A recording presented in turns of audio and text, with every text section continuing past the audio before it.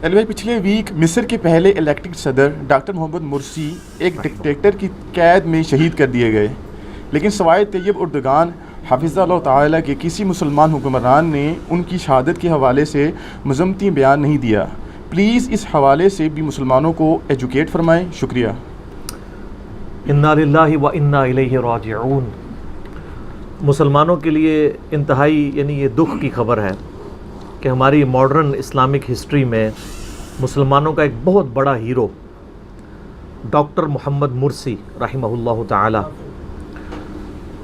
المتوفی 18 جون 2019 ایک ڈکٹیٹر کی قید میں شہید کر دیے گئے۔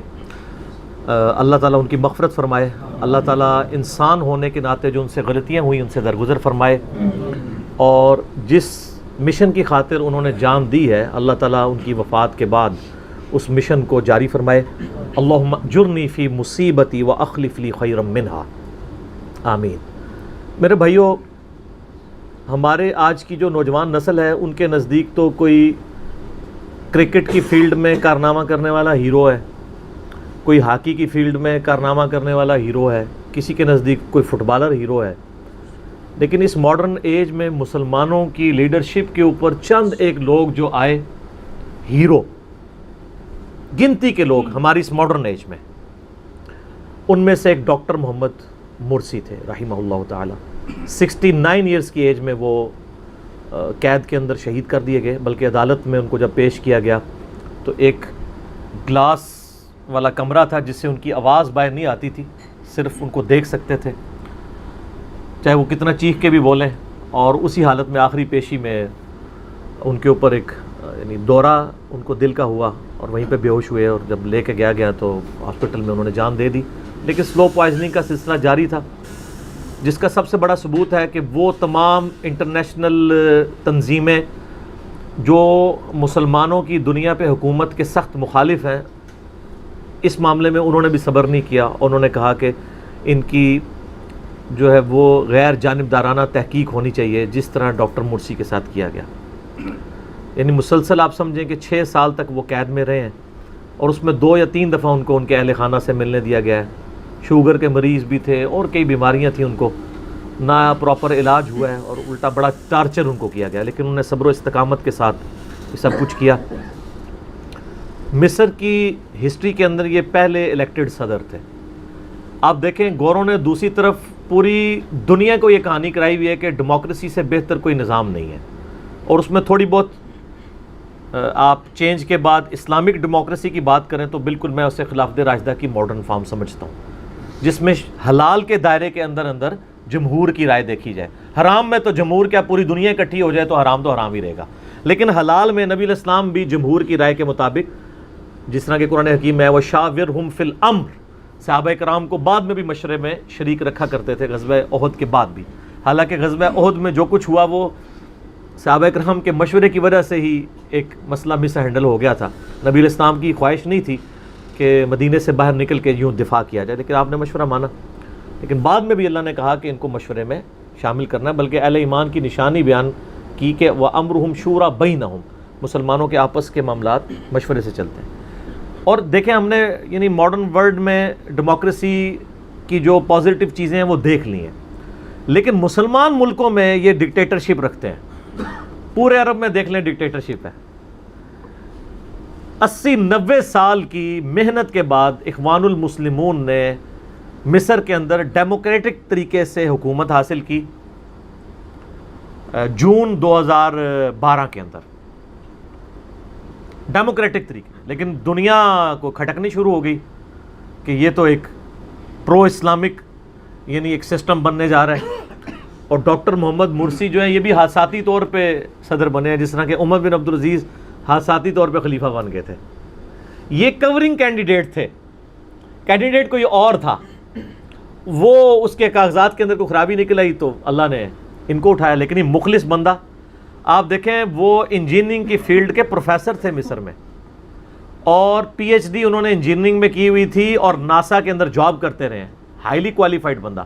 اور دوسری طرف حافظ قرآن بھی، نماز بھی خود اپنے آفس میں پڑھایا کرتے تھے، قرآن پاک بھی ماشاءاللہ ایسا پڑھتے تھے جیسے کوئی صحیح فنی کاری پڑتا ہے، اور ان کی آپ تقریریں سنیں، آپ کو ایک مومن کی آواز نظر آتی ہے۔ اب تو تھوڑا ہم محنت کر کے پرانی ان کی ویڈیوز نکال کے ذرا دیکھ لیں کہ ان کے ایک ایک لفظ کے اندر اللہ تعالیٰ کی محبت اور اسلام کے ساتھ ڈیڈیکیشن جھلکتی ہے۔ اور اس کی قدر ظاہر ہے طیب اردگان کو ہی ہونی تھی نا، جو اس لیول کا ایمان رکھتا ہو حکمران ہونے کے باوجود۔ اور آپ طیب اردگان کو دیکھیں حفظہ اللہ تعالی، کہ انہوں نے سرکاری طور پہ ڈکلیئر کیا ہے کہ ان کا غائبانہ نماز جنازہ پڑھا جائے گا، حالانکہ ترکی جو ہے وہ حنفی سٹیٹ ہے، حنفیوں کے ہاں تو غائبانہ نماز جنازہ پڑھنا حرام ہے، لیکن حکمران کا آپ زور دیکھ لیں، علماء خود کھڑے ہو کے حنفی علماء غائبانہ نماز جنازہ پڑھا رہے ہیں، اور طیب اردگان خود بھی انہوں نے ادا کی ہے، اور پورے ملک کی مساجد کے اندر ادا کی گئی۔ اور دوسری طرف مصر کے اندر وہ مرا ہوا بندہ بھی ان کے لیے اتنی خطرناک چیز ثابت ہوا، وہ شعر تھا نا کہ انہوں نے بالکل الصبح ایک گمنام جگہ پہ چند ایک ان کے رشتہ دار بلا کے ان کا جنازہ پڑھ کے ان کو گمنامی میں دفنایا ہے، اور انہوں نے لاش بھی حوالے نہیں کی ہے۔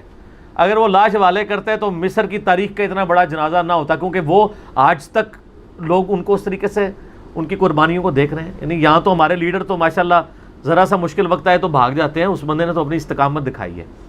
اور آپ دیکھیں ان کے اوپر الزام کیا لگایا گیا ہے کہ اسرائیل کے مخالف ہیں وہ، یہ الزام لگایا گیا ہے کہ حماس کو سپورٹ کرتے ہیں۔ حماس کو تو دنیا کا ہر مسلمان سپورٹ کرتا ہے،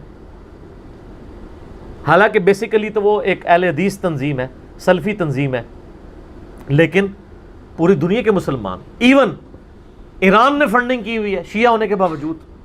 آپ فلسطین میں حماس کے آفیسز میں چلے جائیں، امام خمینی کی تصویر بھی لگی ہوئی ہے۔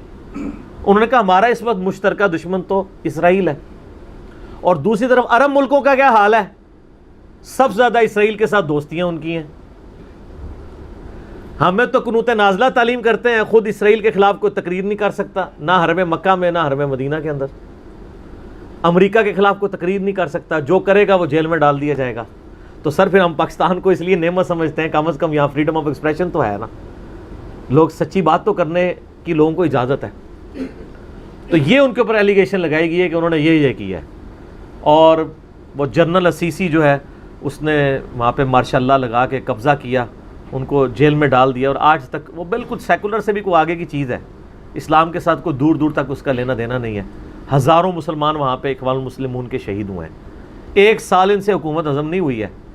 آپ کو یاد ہوگا جب نئی فلم آئی تھی گستاخانہ انوسینس آف مسلمز، اس وقت یہ ابھی نئے پریزیڈنٹ بنے تھے، تو 2012 کی میری وہ ویڈیو ریکارڈ ہوئی ہے، آپ وہ ویڈیو نکال کے دیکھ لیں، مسئلہ نمبر 49۔ تو میں نے کہا تھا کہ اس وقت اللہ تعالیٰ نے ہمیں بہت بڑی نعمت دی ہے کہ مصر میں اسلامی انقلاب آ چکا ہے، اور اللہ کرے یہ انقلاب چل جائے۔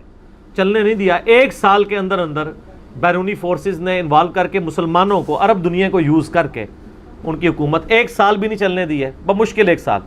جون 2012 میں بنی ہے اور جولائی 2013 میں تختہ الٹ دیا، اور ان کو جیل میں ڈال دیا، اور ان کو سزائے موت تک دی۔ پھر وہ ہر قلعدم ہو گئی، پھر ان کو سلو پوائزننگ کرتے رہے۔ یہ پوائزننگ، ایک بندہ شوگر کا مریض ہے، بلڈ پریشر کا مریض ہے، اس کو آپ دوائی نہ اس کا چیک اپ ہونے دیں، نہ ڈاکٹروں تک رسائی ہونے دیں اس کو، تو وہ آپ سلو پوائزننگ ہی اس کے ساتھ کر رہے ہیں، اور اس طریقے سے اسے کسپرسی کے اندر انہوں نے شہید کر دیا۔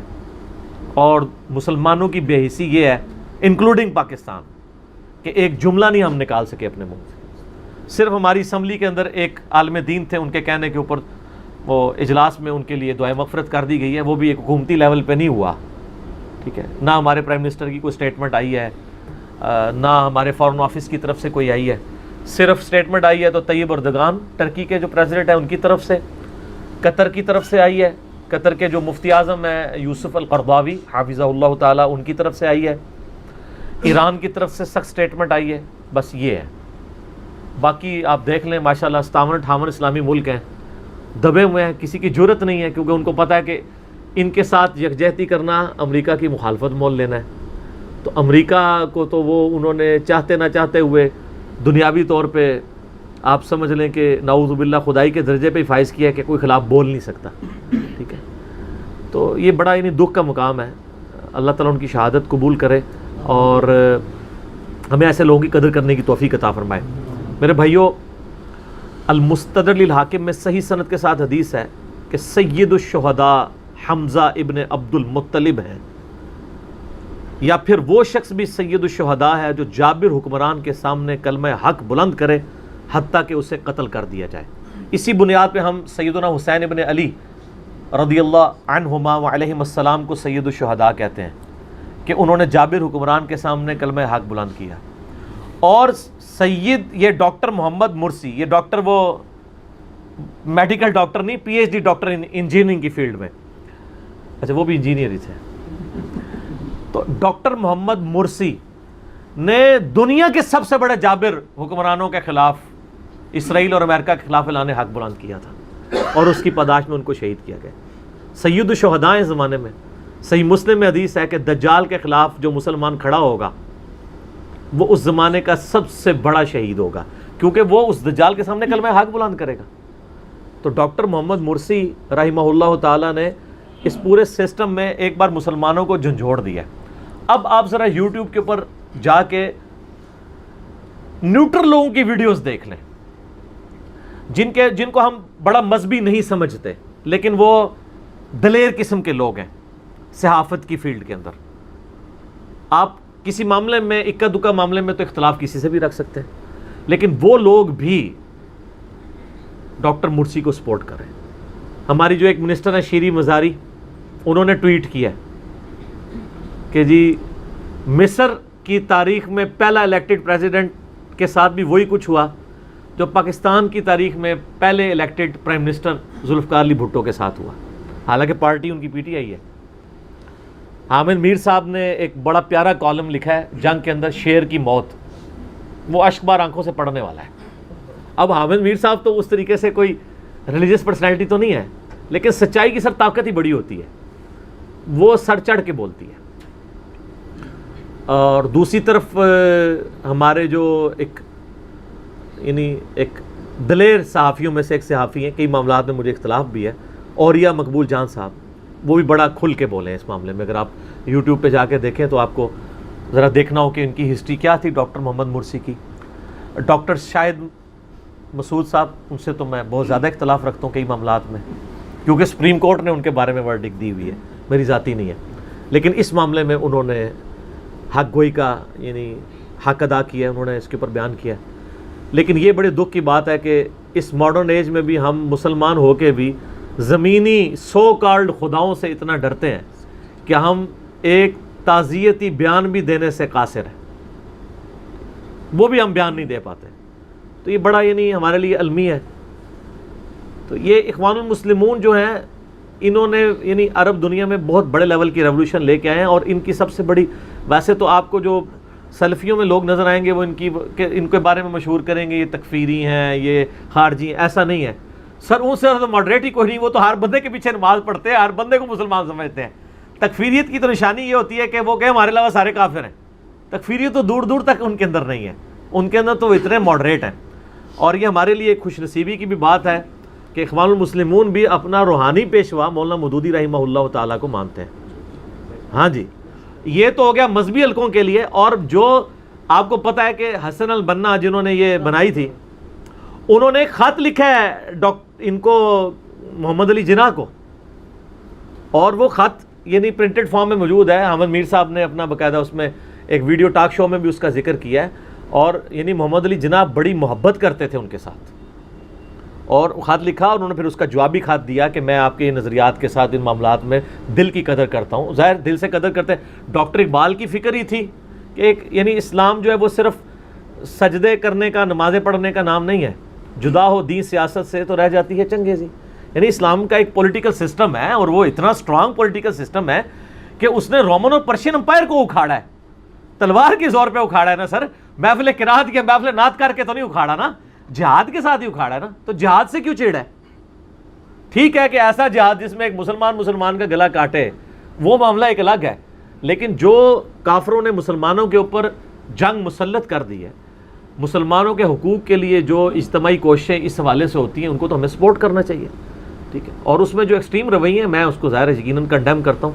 ظاہر جب بھی کہیں سچائی اٹھتی ہے تو اس کے ساتھ پھر بیچ میں تکفیری سوچ بھی شامل ہو جاتی ہے. وہ انڈیویجول ضرور ہو سکتے ہیں، لیکن اوورآل ان کی سوچ ایک اچھی سوچ ہے. اور انہوں نے ماشاءاللہ بڑے اچھے طریقے سے اس دعوت کے کام کو انہوں نے صبر و استقامت کے ساتھ اور جب پریزیڈنٹ مرسی کو انہوں نے معزول کیا تھا، جنرل سیسی نے ان کو قید میں ڈال دیا، تب بھی کئی ہفتوں بلکہ کئی مہینوں تک بالکل پرامن پروٹیسٹ ہوتا رہا، ہزاروں لوگوں کو انہوں نے قتل کیا۔ سر آپ کو حیرانگی ہوگی کہ اس وقت بھی تقریباً 10 سے 15 ہزار P H Ds, doctors, engineers مصر کی قید میں، یعنی مصر کی کریم جو ہے نا وہ ان کی ڈکٹیٹرشپ کی قید میں ہے۔ 60,000 تو خیر وہ اوور آل ہے نا، میں ان انٹلیکچوئلس کی بات کر رہا ہوں۔ 10 سے 15,000 وہ ہیں جو پی ایچ ڈی ڈاکٹرز ہیں، انجینئرز ہیں، جو ایلیٹ ہے معاشرے کا۔ تو یہ اوور آل انہوں نے فگر صحیح کہا کہ 60,000 کے قریب لوگ انہوں نے ڈالے ہیں، اور یہ انہی بیرونی طاقتوں نے پریزیڈنٹ طیب اردگان کو بھی اٹھانے کی کوشش کی تھی، تو اللہ کی غیبی مدد آ گئی اور عوام جو ہے وہ نکل آئی۔ اچھا یہ دیکھیں، ایک طرف ڈکٹیٹرشپ کے کتنے خلاف ہیں، دوسری طرف انہوں نے بی بی سی پہ، سی این این پہ چلا دیا جی کو ہو گیا ہے، کامیاب ہو گیا ہے، تو تم خوشیاں کیوں منا رہے ہو؟